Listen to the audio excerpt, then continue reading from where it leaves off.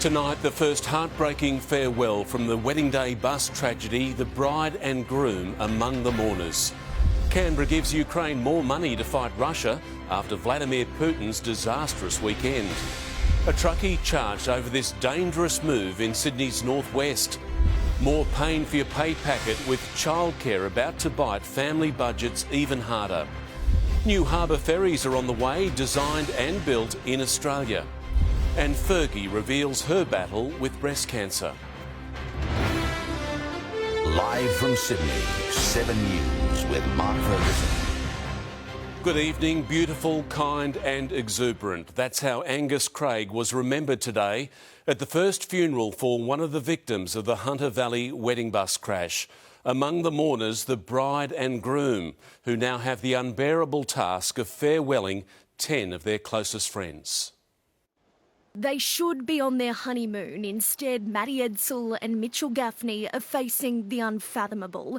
10 funerals, the first for Angus Craig. We know goodbyes hurt the most, especially when the story of life is unfinished and life ends in such unimaginable circumstances. Angus's sister fought back tears as she spoke about her baby brother, who was about to become an uncle. How cruel is this loss? A lovely, well-mannered, gorgeous boy who had matured incredibly to a fun-loving, responsible, thoughtful and good-looking man. A man who never took life for granted. An engineer, Angus travelled across the country for work, enjoyed water sports, football, but he loved nothing more than his family and partner Bella. The couple had just moved in together. My tomorrows look different now. I'm forever a better person for having loved and been loved by you, Angus. Today marks a very sad chapter for the loved ones of those tragically killed. In the coming weeks, friends, families and colleagues will have to do this over and over again as they attend a painful procession of funerals right across the country. On Wednesday, junior doctor Rebecca Mullen will be laid to rest in Singleton. Kane Simmons in Hobart. All 10 bus crash victims were honoured with a minute's silence today. Before a final farewell to the man with so many nicknames, Angie, Gus, Gussie, forever 28. You have now gone on one final holiday from which you won't be returning.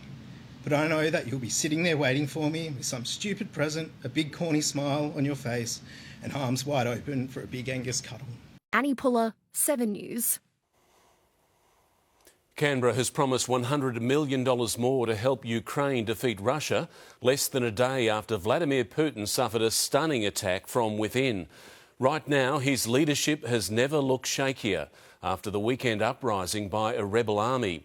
Now, a growing number of Russian people seem ready for change.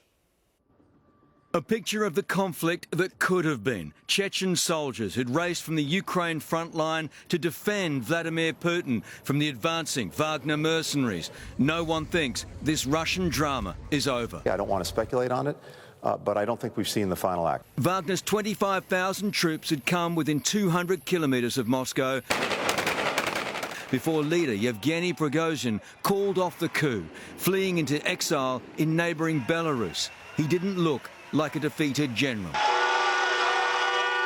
These scenes will worry Putin, civilians openly celebrating the insurrection, and here, rare media criticism. This is a serious blow to the authority of the country. Echoed by these soldiers of the Storm Z unit.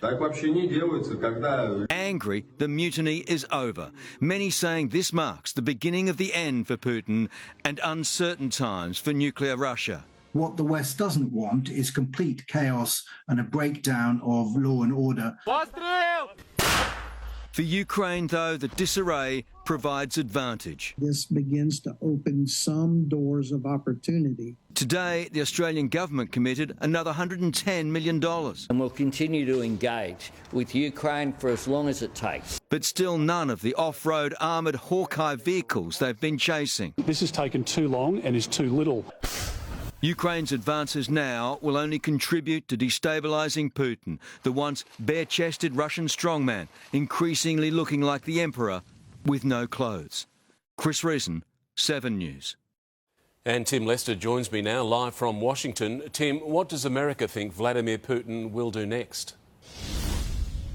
Well, Mark, we certainly weren't getting clues from Putin himself in the day after the attempted coup because he was completely out of sight. But America asking a number of questions, in particular, how will he deal with Yevgeny Prigozhin, the leader of the coup, but also the leader of that military force that's been fighting Putin's wars around the world and certainly in Ukraine to good effect. Some believe Prigozhin will be shot in coming months or killed somehow on Putin's orders. Others say no, he's been too valuable. Putin will seek to re-engage him. There's a big question about how Vladimir Putin deals with his military leaders. The military utterly ineffective as the 24-hour coup was taking place. It's not even clear many of the lower down military leaders were following orders. So does Putin sack his military leaders? Who knows? Well, going forward, America's sure of one thing. While they want him to lose in Ukraine, they may not want him to lose altogether because they don't want an unstable Russia. Mark. Tim Lester with the latest from Washington, D.C. Thank you. A row between Russia and Canberra has come to an abrupt end. A Russian diplomat who had been squatting has now left the site of Moscow's planned embassy after a High Court ruling. Earlier this month, the federal government passed legislation terminating Russia's lease on the land near Parliament due to national security concerns. Russia argued the law was unconstitutional, but the case was dismissed. Australia supports the law. Russia hasn't been real good at upholding the law in recent times. No decision has been made on the future use of the land. Shocking dashcam video has led to a man's arrest after he was caught driving his dump truck on the wrong side of the road, narrowly missing an oncoming car. The suspect has appeared in court, police claiming he's tested positive to drugs. In a high-vis hoodie, trying to keep a low profile. Mr Mockbell, you're facing some really serious allegations. Coda Mockbell's accused of being behind the wheel of this truck at Old Northern Road in Glenorrhea on Friday, seen crossing double lines, illegally overtaking cars and almost colliding head-on with an SUV which was forced off the road. How would you rate yourself as a driver, mate? It's just horrendously dangerous and actually catastrophic to think of what could potentially have gone wrong in this case. This morning, police tracked down the landscaping business Mockbell was driving for. And everyone in management turned around and went, oh my God. But it was just insanity to do it in that way. I don't think it was right and I won't condone it. I think it's terrible. Police will allege he was driving on a Victorian driver's licence and potentially high. For having cocaine in his system and the dangerous driving, Mockbell's licence was suspended for a fortnight. But under his bail conditions, he won't be able to sit in the driver's seat of any motor vehicle until at least his next court date. He'll face several charges in Parramatta Court at the end of July and for now has no job to hurry back to. You in a rush or something, mate? Tom Hartley, 7 News. New data shows some of Australia's lowest income earners are going further backwards in terms of income versus expenses. Even worse if they're single parents with childcare fees tipped to increase, while economists warn of further interest rate rises. Would you like to give me another piece over there? In demand and coming at an increasing cost if you can get a place. This is a time like no other in terms of the need for educators.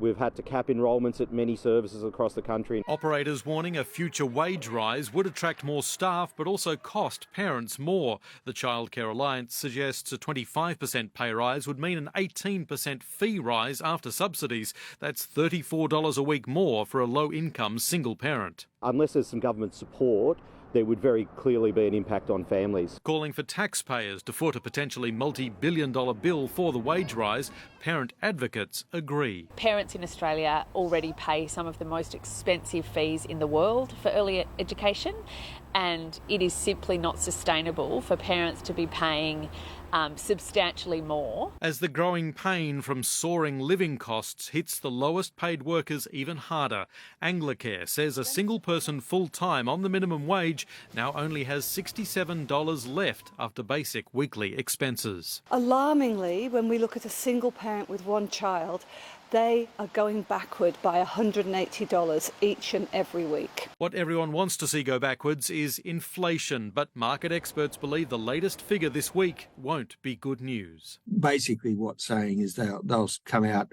eventually and say inflation's not slowing as much as we want. We want some more insurance. And that means more interest rate rises as early as next week. Paul Kadak, 7 News.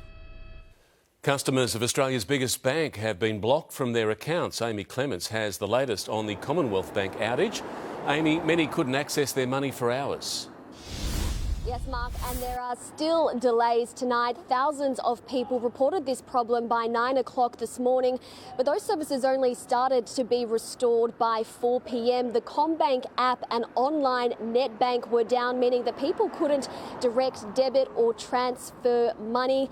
The CommBank call centres were inundated with frustrated customers. Some left stranded at shops, unable to pay for things like fuel and groceries. The bank has apologised but said there still could be further delays to payments this evening as those services are brought back online. Mark, they do know what caused the problem, but no details have been released yet.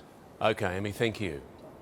Cracks have appeared in one of Sydney's most infamous underworld families after warring factions of the Alameddine clan went head-to-head in a wild brawl at Westfield. Police have arrested all 6 men involved during a spate of dawn raids. A fright in the night.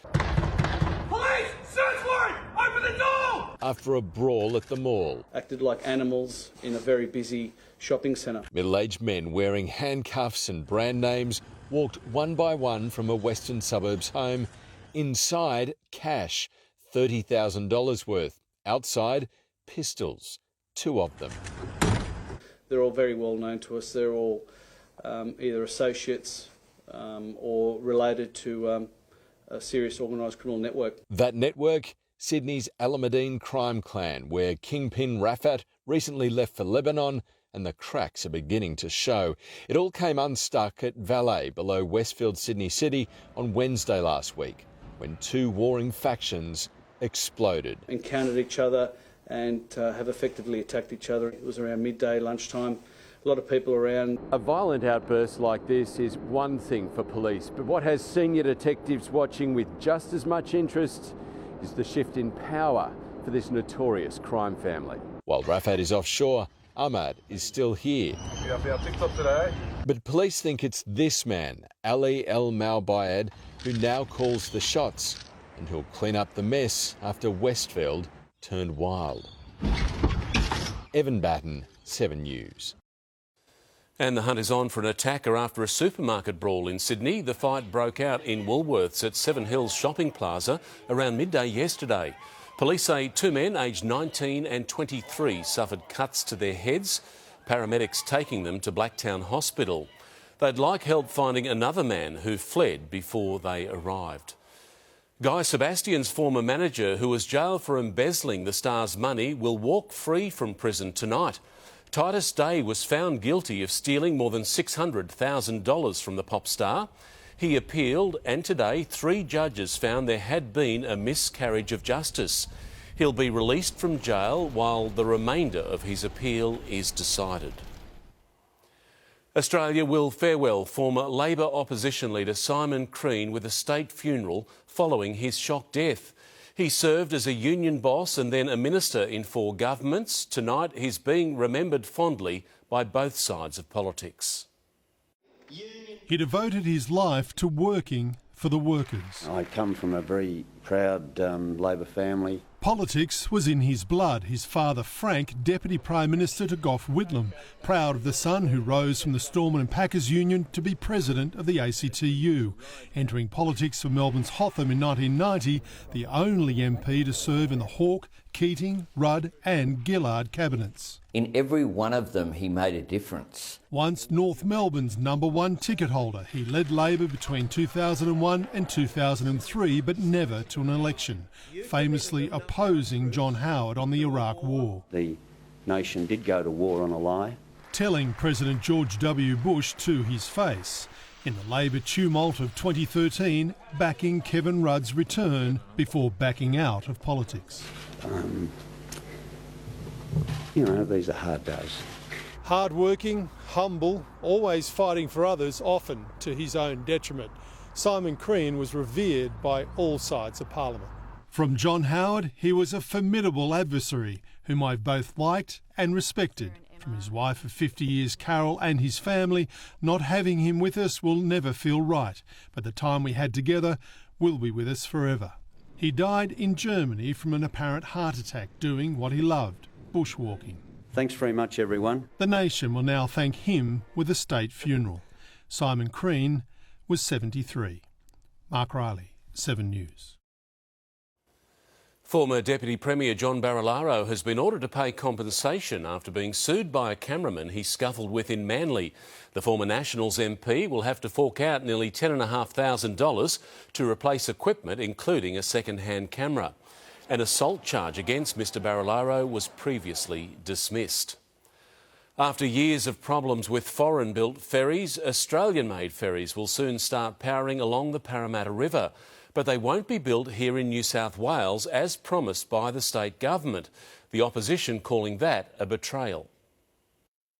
Sailing into a new dawn for domestic manufacturing. Get used to it, my friend.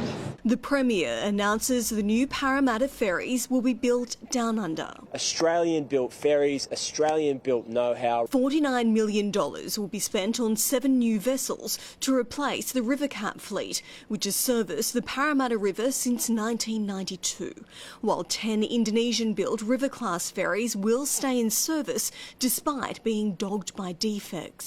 We've been going through a process of dealing with cheap, nasty, foreign-built vessels. The new ferries will be 40% more fuel efficient and can be converted to hybrid or electric power, designed on the northern beaches but built in Tasmania. They promised these would be made in New South Wales. There was no tender from a New South Wales firm. As the Premier was focused on Sydney's transport network today, the Nationals were accusing Labor of abandoning the regions, launching a pre-budget campaign to save the regional seniors travel card. Without a train or a bus, like you have subsidised in a metropolitan area, this $250 card per person really helps. People my age would be more than disappointed.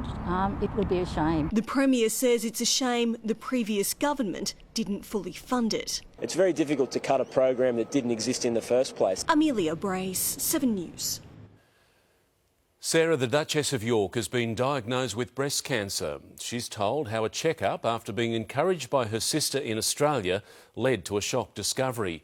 Tonight she's said to be recovering from successful surgery.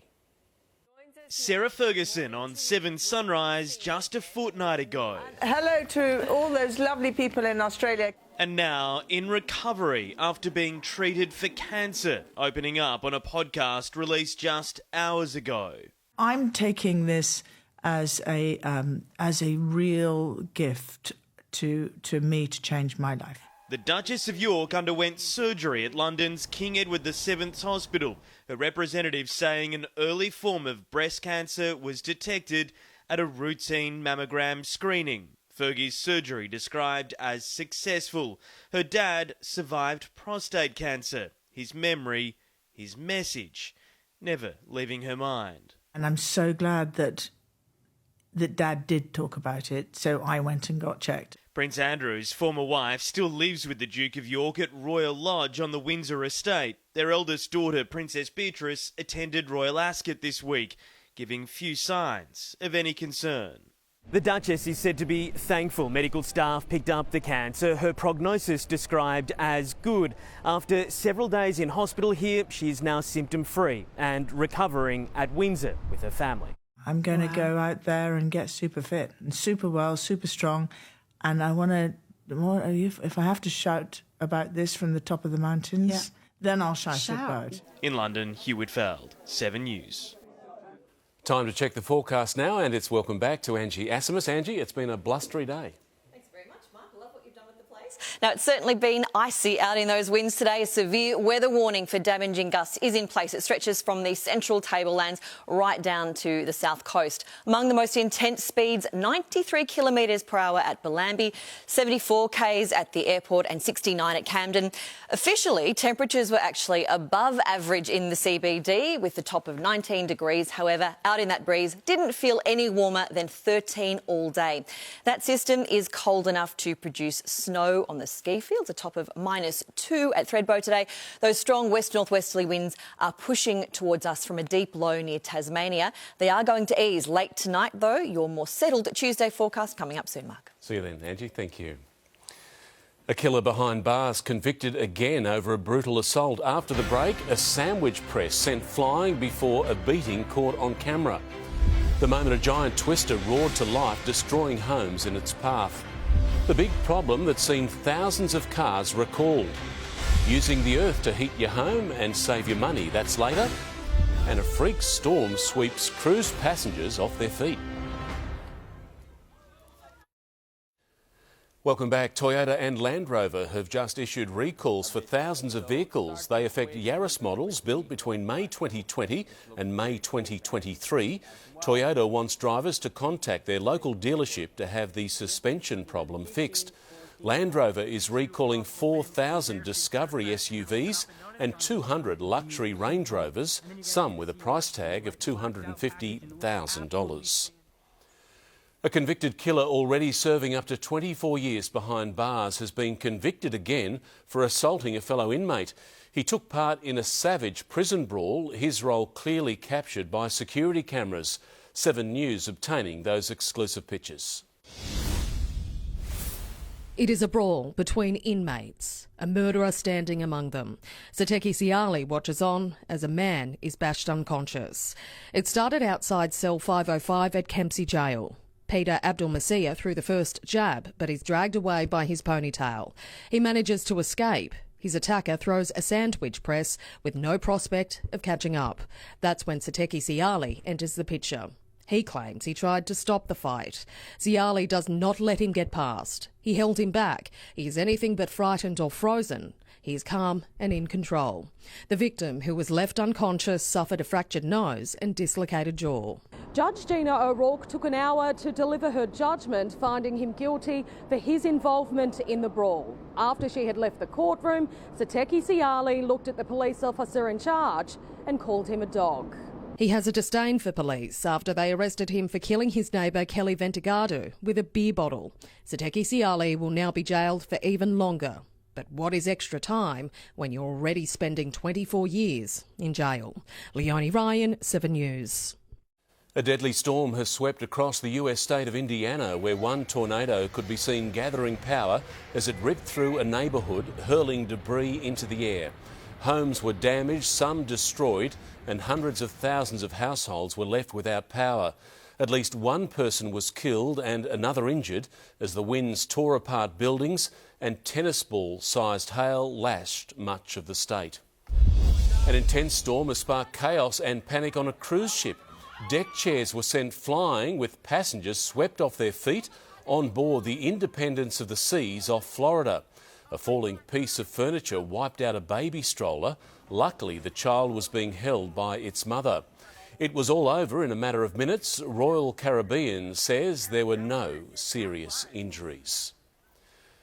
An early blow for supporters of The Voice months out from the referendum. Up next, the polling numbers predicting a win for the no vote. A $10 million boost to support new parents. Qantas credit and double the points, the new post-COVID incentive. New rules about who can give blood and donations are set to soar. And ahead in sport, the Dragons reject Ben Hunt's release request, so where to now for the disgruntled skipper?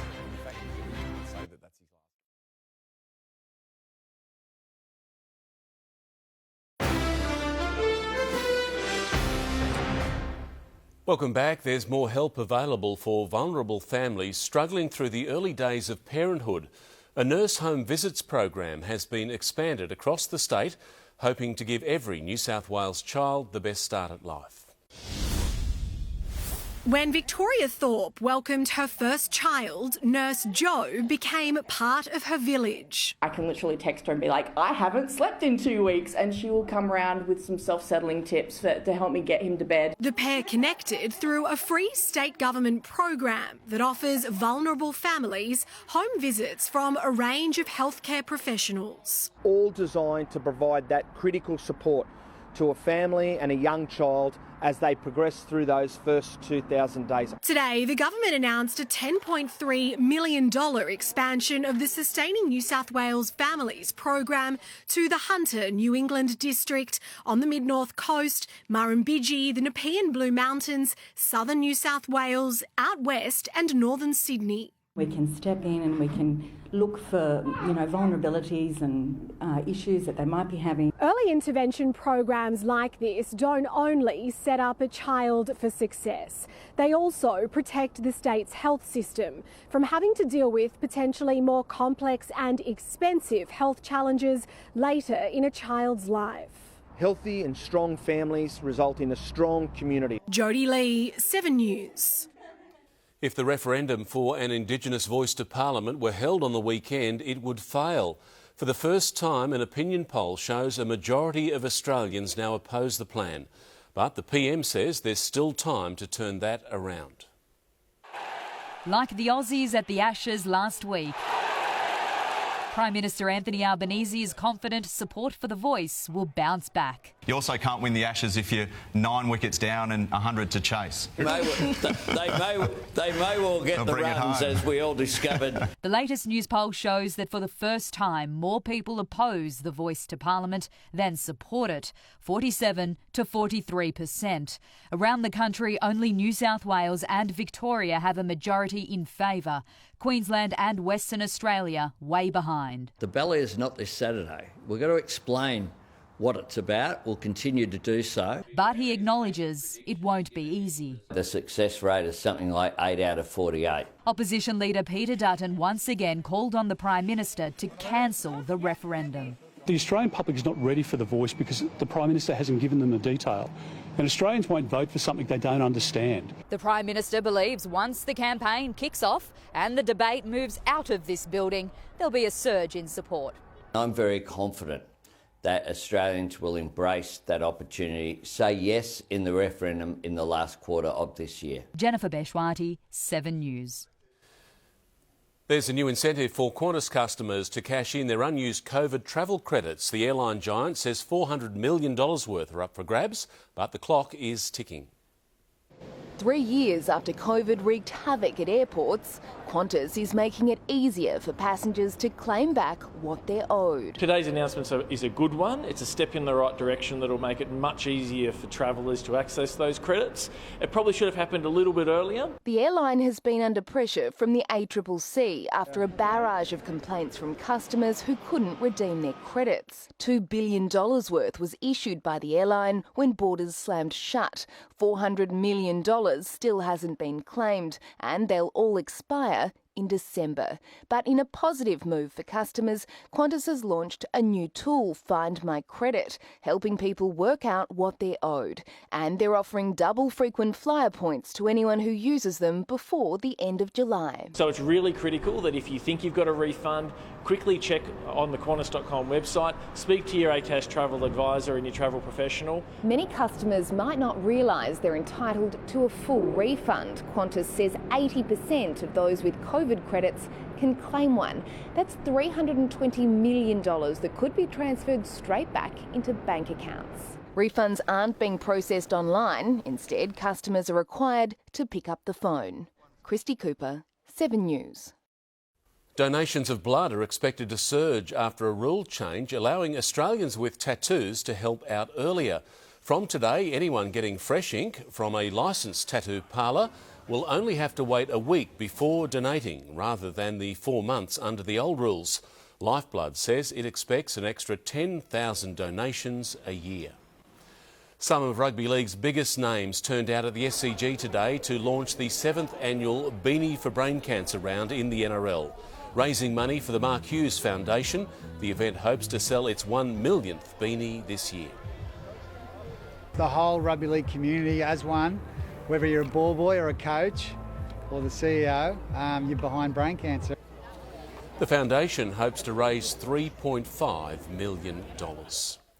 School lunches under the microscope. Just ahead, a mother hits back, claiming she and her son were shamed over a lunchbox treat. Taylor Swift breaks the internet as Sydney fans rush for tickets. Sydney households digging deep and slashing power bills in half. Soon in sport, it is official. Luke Brooks is leaving the Tigers. Details on his new multi-million-dollar deal.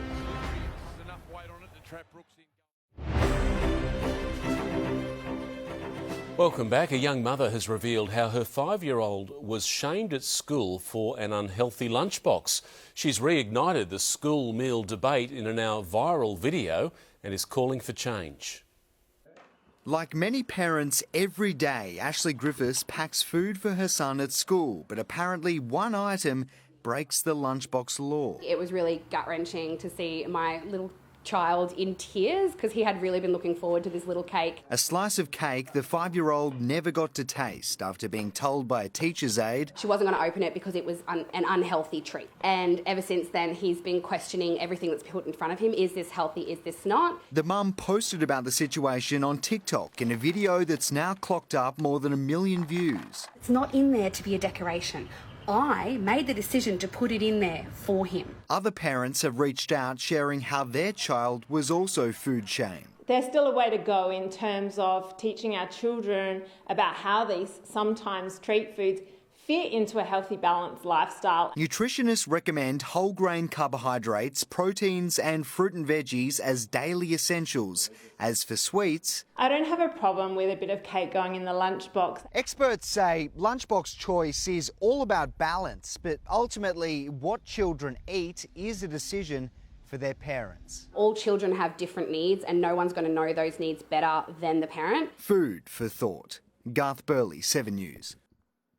There's good news for our oceans tonight. With record numbers of whales off Australia's east coast, scientists are using the annual migration to carry out a census and counted 5,000 whales yesterday alone.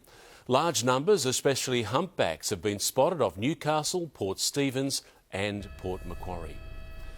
Taylor Swift briefly broke the internet this morning when the first tickets for her upcoming Aussie tour went on sale. Fans flooded the Amex website, causing it to crash at 9:30, half an hour before the tickets were made available. Only the pricier seats were up for grabs today, with more affordable ones going on sale this Wednesday and Friday. Taking a look at finance now, and the Aussie share market closed at a 3-month low, the ASX 200 dropping 20 points. NAB was down after the bank declared it would cut off customers committing financial abuse. And one Aussie dollar is currently buying 66.75 US cents. If you've noticed a few changes with the news tonight, I can explain. This is the first bulletin we're broadcasting from our new newsroom at Eveleigh, and this is our shiny new set being built. It's certainly state-of-the-art and will help us bring you the news of the day and the stories that are important to Sydney. It's been years in the planning. Now, after 19 years at Martin Place, all 7 News bulletins and our digital platforms have a new home. But our journalism and commitment to you never changes, reliable and trusted from well before dawn until bedtime. Heating your home for less, the secret could be right in your backyard. Still to come, households digging deep, the technology not cheap, but it could save you plenty in the long run. So how does it work? Don't miss that story soon on 7 News. But first, Mel is here with sport, and Mel, the Dragons standing firm on Ben Hunt. Yeah, they certainly are, Fergo. The captain still wants out and the club is still saying no. So where to now for Ben Hunt? Details up next. Plus, Queensland and Broncos star Reece Walsh in hot water for a referee spray. Will he be rubbed out of Origin 3? And must be something in the water. First the men's, now the women's Ashes test set for a final day thriller. Welcome back. The Ben Hunt camp remain confident they will secure a release from St George Illawarra, but the club's holding firm for now. The Dragon skipper was told this morning he is expected to honour the remaining 2.5 years of his contract. Ben Hunt met with club bosses and incoming coach Shane Flanagan today, where he was told there's no chance he'll be released. Before training minus their captain, a Dragons media session went ahead despite players having no clue what was happening. The same scenario that infuriated Hunt when Anthony Griffin was axed. Yeah, I don't know what's going on upstairs. Obviously a big part of the club, and we sad to see him leave. Yeah, I haven't had any conversations with them about it, but I hope he gets it sorted. From Chief Executive Ryan Webb, the club listened to Ben's concerns and is committed to working with him throughout the remainder of his playing contract. Hunt says, "I appreciated the open and honest discussion and will continue to work alongside the club and now focus on our game against the Sharks this Thursday night." Outside the Ben Hunt saga, the player market is in overdrive tonight. Manly has signed veteran West Tigers star Luke Brooks on a 4-year deal alongside Tommy Talau and Jackson Paulo. This is something that we want reform in and we want to become more professional about. The NRL boss admits seeing Hunt agitate for a release to take up a short-term deal with the Broncos is a bad look. I do believe it is. I don't think that this is what fans want. I don't think we should be talking about transfers in the middle of the season. Abdo was speaking at the launch of the 7th annual Beanies for Brain Cancer round. Michelle Bishop, 7 News. A contrary conduct charge threatens to rub Reece Walsh out of Queensland's quest for an Origin clean sweep. The star Bronco will front the judiciary tomorrow night after a direct referral accused of directing vile abuse at referee Chris Butler. Obstruction.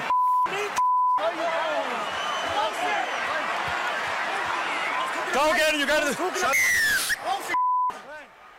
Walsh says he wasn't swearing at the ref. A ban of 2 games or more will rule the young gun out of Origin 3. Well, it goes from bad to worse for the Roosters. Angus Crichton will miss a month with a knee injury. Sitili Tupanua faces season-ending neck surgery. James Tedesco put last night's loss to the Raiders squarely on his shoulders, failing to defuse 2 first-half bombs that led to tries. I've got to be better there. I've got to be confident going up and taking it. So those 2 tries cost us in the end. Yeah, I think that's harsh. You know, Teddy's got the best defusal rates of fullbacks over year on year. Canberra held off a fight back to win 20-18, but Josh Papali'i injured his hamstring. Well, the ladder stays so bunched after 17 rounds. Only 3 wins split the first-place Panthers to the Roosters in 12th. Only the bottom 4 look right out of the race. Australia need 5 wickets for their first Test match victory in 8 years, thanks to the long overdue extension to a 5th day for the first time. After Beth Mooney's 85, Australia collapsed to set England a total of 258 at Trent Bridge. England flew to none for 55 before Ash Gardner removed Tammy Beaumont for 22, her first of 3 victims. The hosts are 5 for 116, needing another 152 to win. You could almost say they deserve it. For putting on the 5th day for us, because it's created a pretty exciting contest. Well, pressure's on Cricket Australia to follow the lead with 5-day tests and many more of them. Marnus Labuschagne returns to Lords with a plan to combat Stuart Broad's new outswinger. He made a duck and 13 in the first test, dropping from world number 1 to 3. It's not something that I'm going to overthink, but it's certainly something that I hold myself to a much higher standard than those 2 dismissals. He shrugged off a blow to the finger in the nets. Labuschagne's averaged almost 60 with 10 tons since making his name as Test cricket's first sub 4 years ago. Who could forget? Carlos Alcaraz goes to Wimbledon as world number 1, and Alex de Minaur takes great heart from going toe-to-toe with the Spanish 20-year-old in the Queen's Club final. The Aussie number 1 lost 6-4, 6-4. How calm I've been on the court, and when I'm in that kind of mindset and attitude, I can beat anyone, and even if things don't go my way, I'm content. De Minaur booked a top 16 seeding for Wimbledon and says he can beat anyone. And a chilly morning to strut your stuff at Bondi Icebergs, but Australian Water Polo celebrated a 5-year major sponsorship deal to heat up the Stingers and Sharks on the way to Brisbane 2032. It's really important to get us out there, get some international exposure and just being able to allow us to compete at the highest level. Yeah, their last Olympic medal was bronze in 2012. It is great news, Fergo. We all remember Sydney 2000 and that gold medal. Good times. Good times. Those European teams are very tough to beat. It'll be brutal competition. Thanks, Will. Thanks.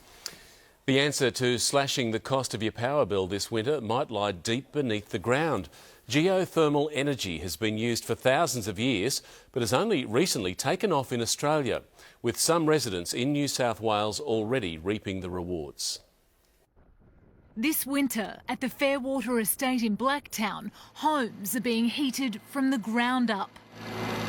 The infrastructure that you put into place is much more efficient when you can do it at scale. Geothermal heating and air conditioning, a cheaper alternative as electricity prices soar. It works. Just tapping into the air that's already in the ground. We have got a pretty good aircon. We haven't had any problems. The technology isn't new. In fact, Iceland has been using geothermal heating for more than 100 years. Today, almost all of Iceland's electricity is produced by renewable energy, geothermal heating warming 90% of homes. In a country that we are afforded so many resources, we should be able to run our homes at far cheaper than what we are. But it's not cheap to set up. A standard installation costing between $120,000 and $180,000. I think it's something that the government should look at legislating for all new homes. The rewards reaped after a big upfront spend. Geothermal providers say it can cut power bills by 50%. Just 1 kilowatt of electricity generating up to 7 kilowatts of geothermal energy. The benefits of geothermal, without a doubt, is the cost factor. Isabel Mullen, 7 News. Now Angie's back with the forecast. Angie, a more settled day tomorrow. Will be, Mark. Those gusty with should ease with some more sunshine ahead of a grade change about midweek. Details next. Tonight, a quiet but important advancement in how patients access a cancer-fighting drug, improving chances of survival. I'll speak to the professor who fought for the change. Plus, have we seen the last of the Wagner boss, or was his mercenary march the start of something bigger? We'll ask an expert. The latest from 7 News at 11. In 7 News, DIY skin treatments more popular than ever across Sydney as we look to save money. Gave me a bit of a scare, to be honest. But they come with a warning, the hidden dangers. My skin got so bad. Plus the new rules for cosmetic treatments. 7 News at 6. Tonight, 7 News headlines. The first funeral for the Hunter Valley bus crash victims has been held. Newlyweds Maddie Edsel and Mitchell Gaffney there to farewell their friend Angus Craig. Commonwealth Bank customers are still experiencing issues tonight after online banking crashed this morning. A Sydney truckie has been charged with dangerous driving, dashcam video leading to his arrest. And Guy Sebastian's former manager Titus Day will walk free from prison after appealing his embezzlement conviction. Now here's Angie with Sydney's weather. Thank you very much, Mark. It was icy out in those winds today. West norwesterlies gusted well above 70 kilometres per hour. That was right across the metro region. So while our top was officially 19 degrees, out in the elements it felt much closer to just 13. There was very little variation in temperature across the suburbs. 18 the maximum at Terry Hills, 19 for Liverpool, 20 at North Head, Mascot and Cronulla. That was about the warmest of it. And Katoomba managed just 8. The latest satellite image shows those winds driving right across the state. We can expect the damaging gusts to persist tonight over the southeast slopes and coastal plains. Tomorrow, though, those winds ease. What we're watching next is a rain band just edging into the west of the state, and that wet weather will reach the coast a little bit later in the week. So around the nation tomorrow, Brisbane, blue skies, top of 22 degrees. Canberra will be partly cloudy, top of just 12. Some showers developing in Melbourne and Hobart. Possible late shower for Adelaide. It's looking fine for Perth, although a very cold start to the day, dipping to just 3 degrees. And Darwin is shaping up to be nice and sunny with a top of 32. Statewide, a grey change just edging into the far west of the state. There it is, you can see it in the far right of frame. More now snow to fall about the ski fields. It will be dry elsewhere with cloud building, though, ahead of those showers tracking in from the west.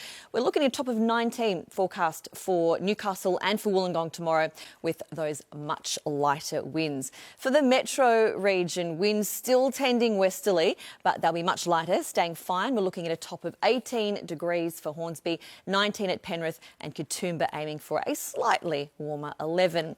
On the water, westerly winds to run at 20 knots to start, reaching up to 25 knots a little bit later in the morning on a 2.5 metre swell, and water temperature sitting on 18 degrees at the moment. Back in the CBD, a low of 8 degrees on the way, top of 19 under partly cloudy skies. The main difference, those winds will be much lighter.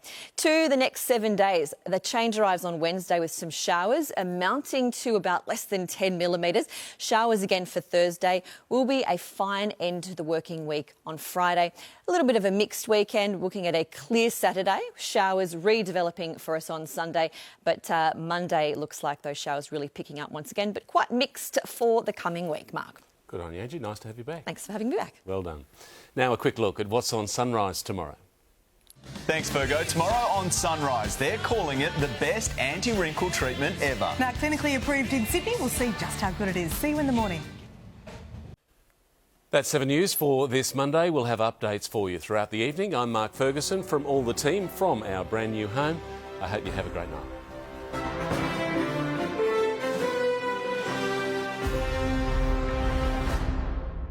Stream 7 News anytime, live and on demand on 7 Plus. And with 7news.com.au, you'll know the news now.